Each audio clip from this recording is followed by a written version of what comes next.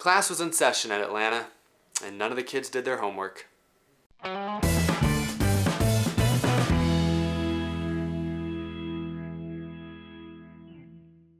How's it going, everybody? My name is Eric. Welcome to Out of the Groove. This is the first episode since Sunday's race at Atlanta, and there's definitely one big thing that we need to talk about, and that is Kevin Harvick.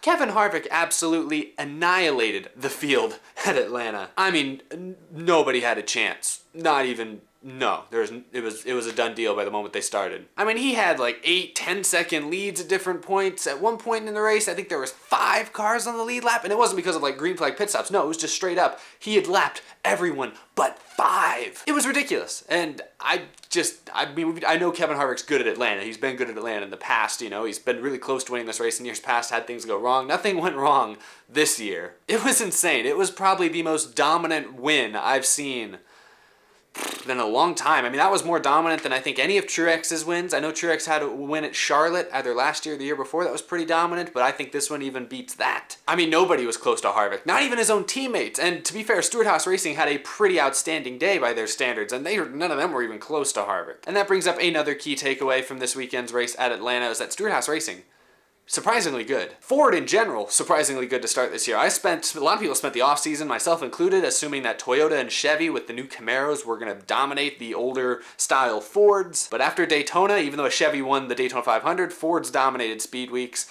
They had the best cars in the 500 until Rex took them out.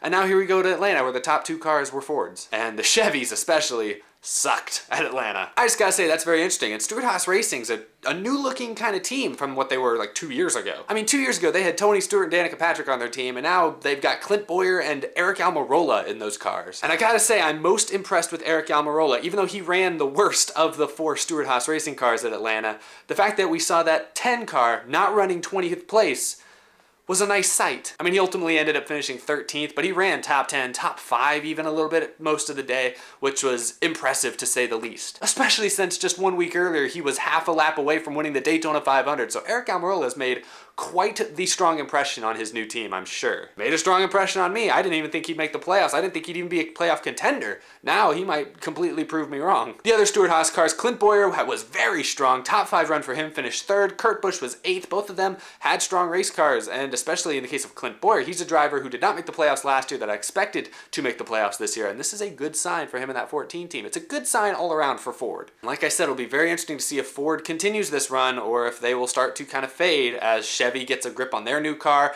Toyota kind of builds itself back up a little bit.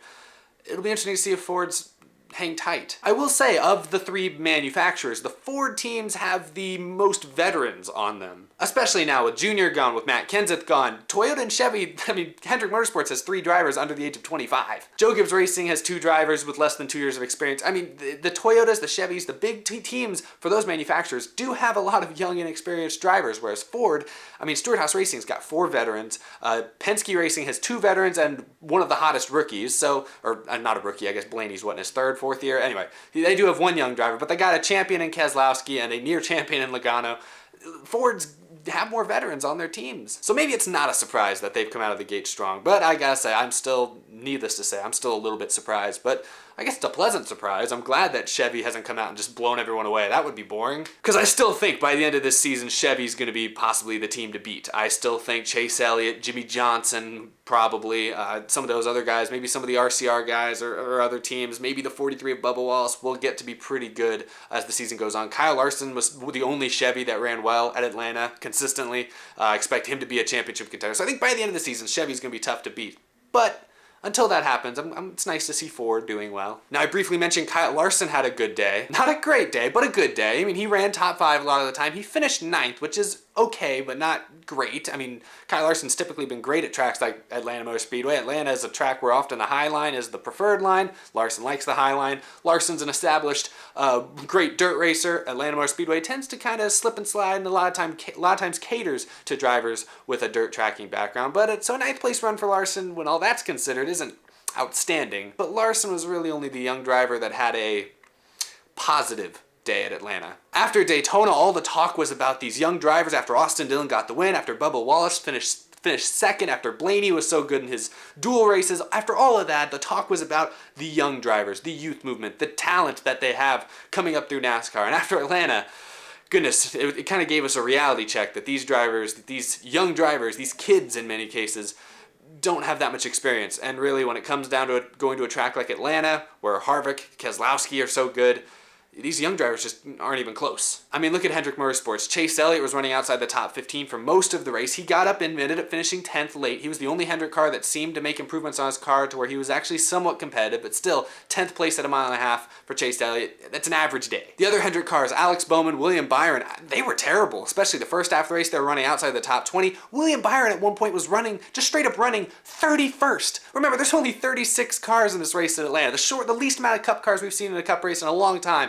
He was 31st. Now, obviously, he worked his way up, and as other drivers wrecked out and had problems, I think he finished 18th, which isn't horrible for your first race at Atlanta, but he looked overmatched. Alex Bowman, same thing. He was running in the mid-20s most of the day. He worked his way up a little bit higher, but he still ended up finishing 20th, and Alex Bowman's raced at Atlanta in a Cup car before. Eric Jones was running outside the top 20 early in the race, was running in the mid-teens most of the race. He ended up finishing 11th, so he made some gains, but even Eric Jones with Joe Gibbs Racing, nothing going for him. Bubba Wallace, as amazing as a week he had at Daytona was, with all of the celebrity shout-outs, the appearances, the great finishes in the duel and the 500, after all of that, yeah, Atlanta was not his day. He finished 32nd, and now part of that was because he was involved in a wreck. That was just kind of bad luck, but he wasn't running that much better than that before the wreck. I mean, he was running mid-20s, and I gotta say, that's kind of more what I expected from that 43 team. I mean, that 43 car hasn't been very good in years past. We've seen Eric Almirola go from running 20 to 25th in the 43 to now, I know it's just 2 short races, but he's running top 10 within the 10 car.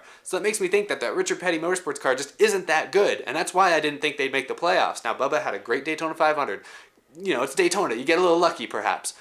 I don't think Atlanta is going to be the norm for Bubba. I expect him to run a little bit better than that at most tracks, but it definitely was a wake-up call, and I think helped everyone kind of come back to reality and realize, yeah, okay, he didn't race an Xfinity Series last year. I mean, he was out of a race car for like 6 months before this year, so let's take a step back before we start talking like he's the next superstar. Now, while most of the rookies and young drivers were bad, I will give a shout out to Daniel Suarez. He was the best of all of them. I know he's driving for Joe Gibbs Racing. He wasn't driving one of those Chevys, but that 19 car was running top 5, top 8 almost the entire race. A late race bad pit call, in my opinion. Cost him a top 10 finish, but Daniel Suarez looked the best out of all the young drivers, so I'll give him credit for that. But at the end of the day, all these young drivers we've been talking about, like age 25, 26 and younger, that we've been talking about, all those guys, none of them finished in the top 8, and multiple of them finished outside the top 15. And I get it, Atlanta's a difficult track to drive. Veterans love it. We don't really hear that much about young rookie drivers saying, hey, we love Atlanta, but we hear it from the old drivers.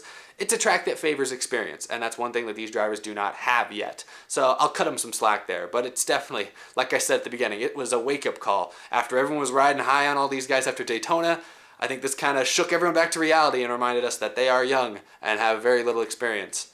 And I think that's at least interesting to talk about. So anyway, that's all I have to talk about there. Let me know what you guys think in the comments. Were you impressed by any of the young drivers? Larson, Suarez, Elliott, Jones, were you impressed at all by them, or was this kind of a surprisingly bad day for them? The veterans definitely seem to have their number at Atlanta. But let me know what you guys think. You can follow me on Twitter at Dex Racing. I have more episodes coming out this week, heading up to the 3rd race of the season here at Las Vegas. I'm trying something new this week. Last year, I know I did 1 episode a week where it was like 20 minutes long. I'm trying to do 2 or 3 shorter episodes this week leading up to Atlanta, so you can expect another episode tomorrow, and I guess I'll see you then.